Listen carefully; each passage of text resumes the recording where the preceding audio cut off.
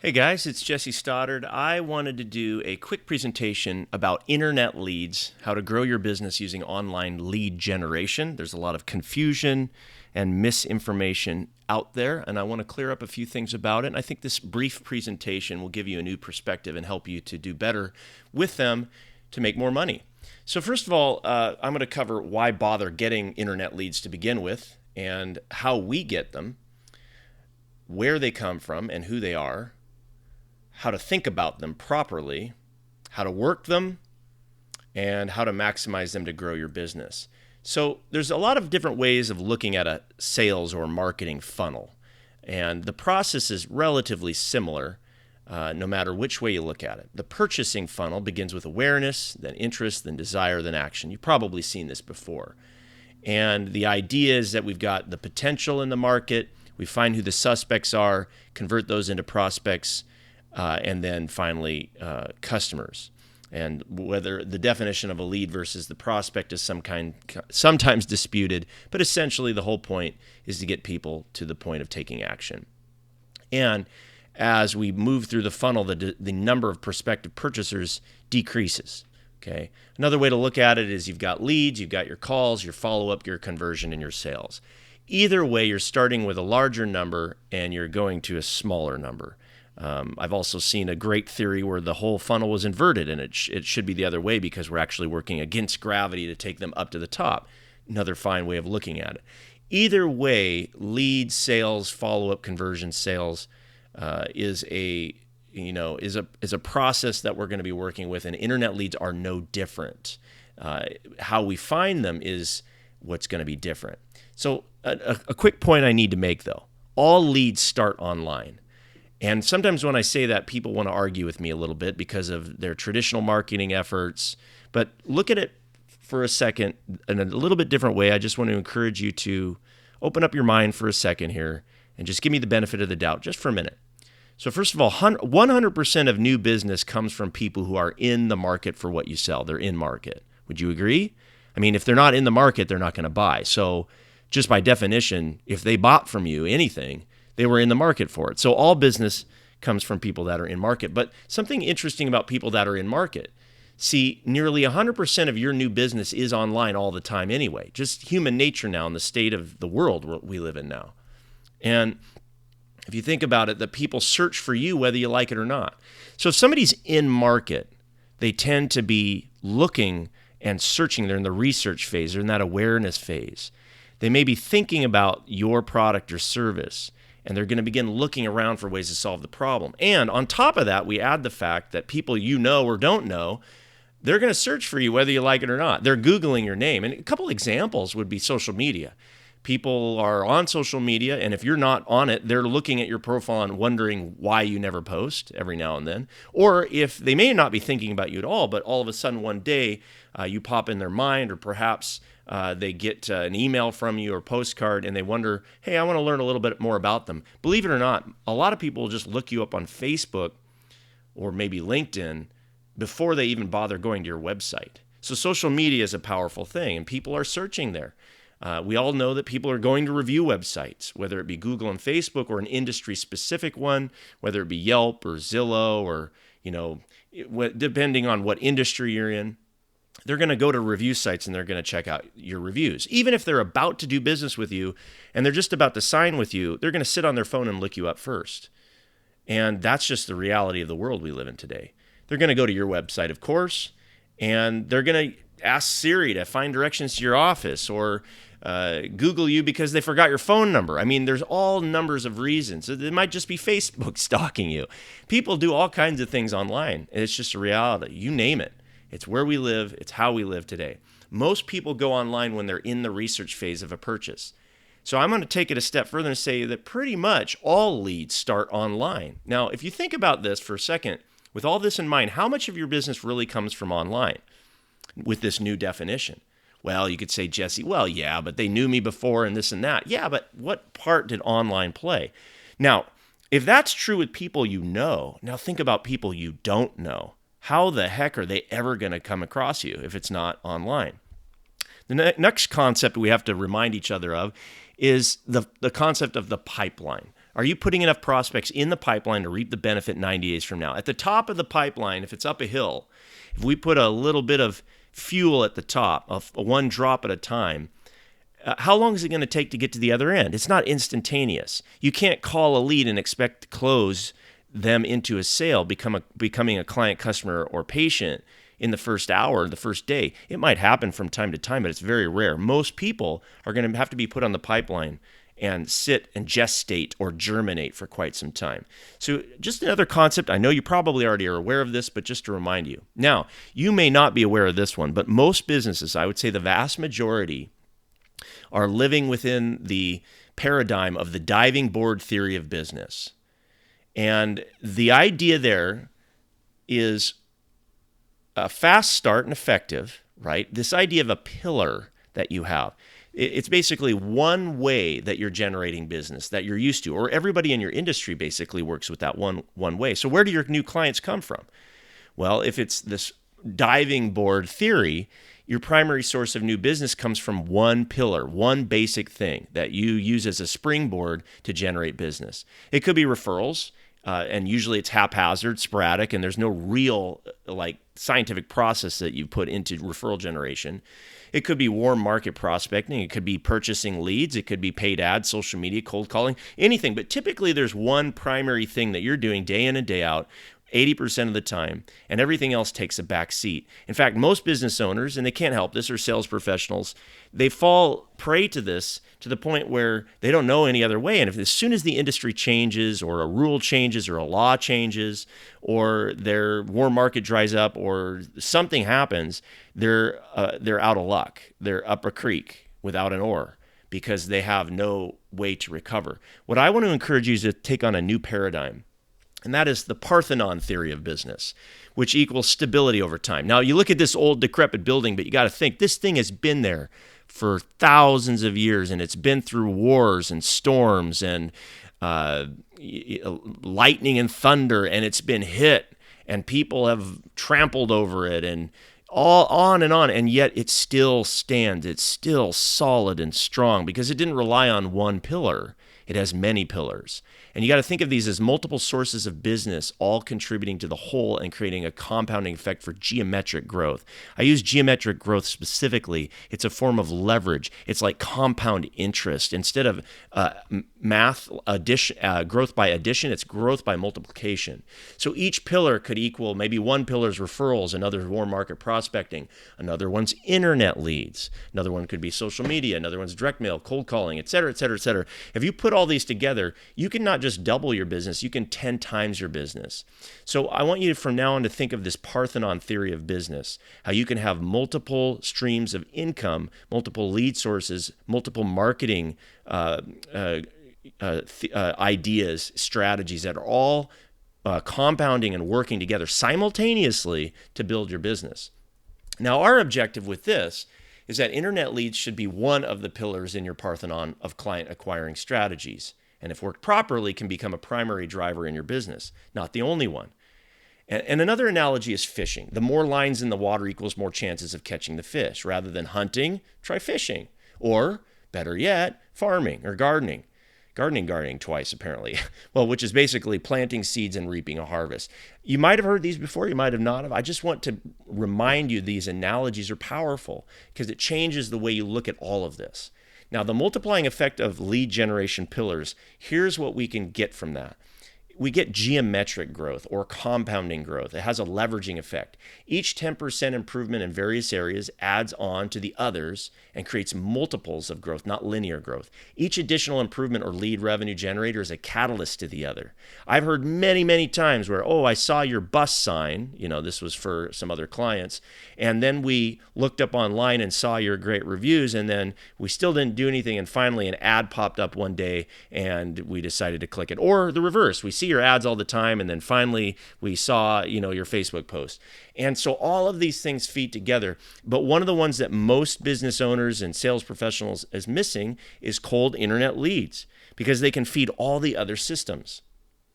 It can actually be easier to 10x your business rather than struggle to 2 times it.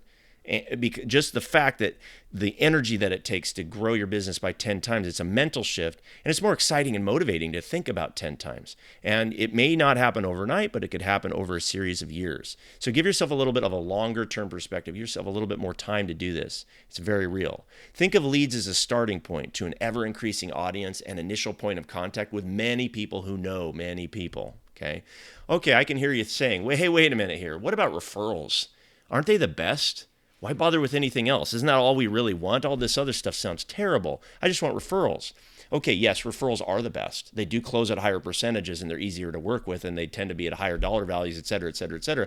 But where do you get referrals from, right? Mostly from existing clients. So happy clients refer, and that's great, but how do you get happy clients?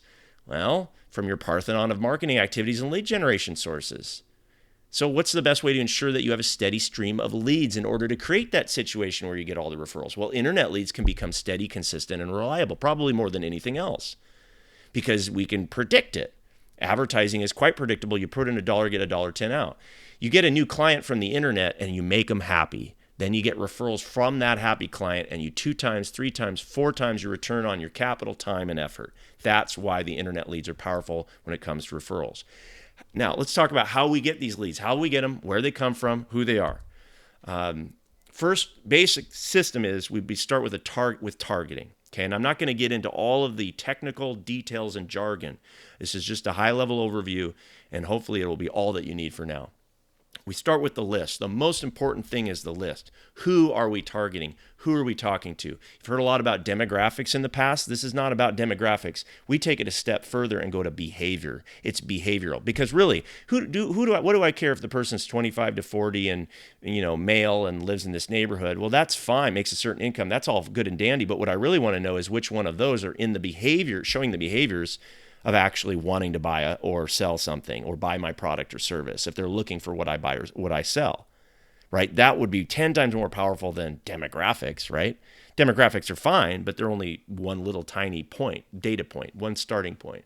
The second thing we do is we take this list of needles in a haystack and we apply the media, the medium, or the platform, which is basically how do we get in front of them? How do we get our message to them? It's the media. Okay, well, an example would be Facebook or Google, could be TV, could be newspaper, could be anything, right? In our case, it's typically digital. All right, now third, the ad copy itself and the photo or the video or what is going to get their attention. What do we put in front of them that speaks the right message to the right market with the right media at the right time?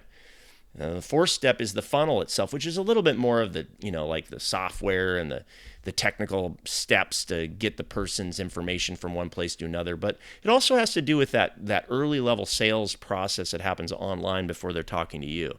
So we have to make sure that works and isn't broken and it's streamlined and as simple and effective as possible. And then the next step is the follow-up system, which includes the customer relationship management software and your own sales system, okay? And then finally, we talk about the details here with the multiple steps of lead generation process. So just to clear this up, all right, basically there's 3 main areas here that we work in. First, we start with good data plus AI, artificial intelligence. Now, we call that in-market targeting. I have a license. The other option is we could do list brokering or using the data license to buy data. Essentially, we're looking at lots of data. We're looking for behaviors. We can analyze it. We start with that behavioral data. We can find people that are actually in market for what you sell. And we use AI or machine learning to begin processing all that data. And we create a behavioral profile. So if somebody buys something from you or a competitor, we can find out that person bought, and we can go back in time and look at all the activities that they did online, keyword search behavior, websites, URL sites they visited, social media, content consumption, et cetera, et cetera. And we can say, hey, this person who bought the thing from you showed these different behaviors, and now we're seeing other people that show similar behaviors, and we can show our ads in front of them and go, oh, okay, they're more likely to buy. And if they do, then we know, oh, those behaviors were buying behaviors, and if they don't, we know they're not. And we do that many, many times over, and I'm talking 225 to 250 million Americans are in our process, and we're analyzing over 5 billion pieces of data a day, okay, through in-market targeting, okay, which I have a license for. Now, so basically these are people who have behaviorally shown they are in the market for what you sell. Then we take that list, again, it's the needles in the haystack, and we put it on a platform. Now, there's a whole level of art and science to that step as well, which we take care of. So it could be Facebook or Google. And basically the ad itself is geo-targeted or if you're specific to your area that you're looking for, and focused on specific groups or communities where we've seen the best cost per click and response rates to further improve upon the list. So we're taking really good data and we're putting it in front of the biggest audience where the biggest eyeballs are, and we're using AI on our side. And by the way, those platforms like Google and Facebook use artificial intelligence to reach more people that are similar to those people. And so we're having a compounding effect. We're taking a better source and using the power of social media or online platforms to take that to a whole nother level. It's targeting on steroids. It's retargeting or remarketing on steroids times 10. Okay. Then when we now have the lead, which is typically a form fill, it's direct response marketing. It's benefit rich. It's, hey, are you interested in this information? Would you like some free info? Go over here, fill out this form, and you'll get it. And then we take them through a process of follow-up using software, CRM. Usually I use Contact Smarter, Follow-Up Boss, something like that, whatever, depends on the situation. And we begin following up with them with good practices. And the sale process starts with automation, leads into your human touch process and follow-up. So that's it. There's 3 main components. Now let's talk about how to think about and work with cold internet leads. All right, if we base our strategy on the Parthenon theory of business, then this is a primary pillar that can lead to and or reinforce all the other pillars. Now, if our goal is a referral, which it really should be, and not just an initial transaction, we can be better primed to give the level of care necessary to attract a stranger, which is what they are, and keep their interest, as long as our heart's in the right place of service, that we are going to attract them. A little woo-woo. I'm not kind of a woo-woo guy, but you do that law of attraction. It's just a real thing. Now, these are a stack of needles and not the haystack, but there are some that are ready now. Some won't be ready for later, and some might not ever be ready. We don't know. So we got to sift and sort. And we're sifters and sorters, knowing that anyone at any time could become a client. These are people that know people. That's what you got to get in your head. We need them in the pipeline and fill that pipeline as big as we can. Now, a couple other things about this. The number one rule is to have the courage to pick up the phone and call these people. You are not invading or stealing their time. They requested information because they may be curious. And if you believe in your service and that you're able to help them and that you're the best at what you do, then be relentless in following up with these leads until you have given them what they asked for, answered any questions they have about it, and getting a yes or no and or a timeline whether they're interested in working with you. You owe it to them. It's a moral obligation. You're actually doing them a moral disservice if you allow them to go with less than what they should have had based on what they want. If you're doing true consultative selling and you're helping them improve their life and get what they need. You got to get that into your head. Now, use the CRM to help leverage your time and have a follow-up system in place. And what would you do if your goal wasn't to make a sale, but to get a referral from them? It would change your long-term approach. And I think one of the biggest things is to think about, get rid of the short-term thinking and start thinking long-term. Short-term is kind of like trying not to lose, and we want to focus on trying to win. And that's a long-term gain. It's an investment in the future, not a short-term quick fix. Here's the bottom line on this. The fortune is in the follow-up. It always is. Okay, now, quick note. This is a really cool study. It's called the Velocify Enrollment Optimization Study. And I know it's about getting students to enroll in courses. It probably doesn't, unless you're a college, apply to your business. But I think what they found out is applicable across just about every vertical. It is pretty standard. And even if it's slightly different in our particular business here, I bet the principles hold true, and you can make some minor adjustments when you test this out for yourself. So first of all, the impact of speed to call on admissions. This was huge. So on the left, we have improvement in inquiry conversion rate up to 400%, and on the bottom, we have time elapsed. So in other words, anybody that was within 1 minute of calling right when they filled out a form had a nearly 400. It's 391% increase in the in the conversion rate, and it dropped down. If 2 minutes later, it was down to 160%. 3 minutes, 98, all the way down. If they did it a day later, 24 hours, only 17%. And if If you think about it, it makes sense. The person's filling out a form, they're online searching right now, they're thinking about it, and you're right there when they're thinking about it in a friendly way, in a very cool, not salesy, pushy way. But you're there, you're ready, you're available, you're ready to build a relationship, start a conversation, and answer questions. Right? Now, here's the other one, that the other part of their study is the optimal number of calls. So on the left, we have cumulative percentage of enrolled inquiries. So in other words, sales, right? And then on the bottom, we have number of call attempts to make that initial contact. So here's the deal. 93% of converted inquiries are contacted by the sixth call attempt. This means that on the first call, they got about 48%, about half. But then quickly by the second, they were able to get 70%, and it just climbs. And then it kind of tapers off at the top. Right? Like there's a law of diminishing returns. But what's the bottom line? You need to call people 6 or 7 times. You get to that 6th call and you're very highly likely to get a hold of them. And if you don't at that point, you're probably not gonna. There's some people that you'll just never get in touch with. But at least make that 6, because if you stop at 1 or 2, you are losing a lot of business. All right, now the optimal call strategy for them, and this is a great example. On day 1, within 0 to 1 minutes, they make that first call, and then they try a few more times that day, and then they wait a while and wait till day 5 and day 14 and 15. This was their strategy. You might want to adjust this. I don't know if this was going to work for you. I'm not saying this is the gospel truth. I'm just showing you where their results were maybe different for you. I don't really know exactly how you've done it in your business, but I guess my point is it's worth studying and trying and testing, right? I bet if you're willing to try this, I'd bet you $1. I could get out a fresh dollar from my wallet, that if you actually try this, you'll probably get better results than if you didn't, right? And then the optimal email strategy. Day 1, within 20 minutes, send in an email.